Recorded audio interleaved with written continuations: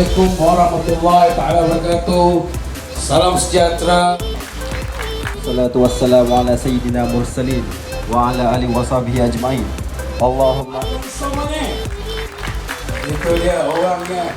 Warahmatullahi taala wabarakatuh. Hendak generasi kita yang akan datang di Malaysia ini hidup aman dan damai. Fasa Askasia, Begonia dan juga Kabilia dah 100% sold out.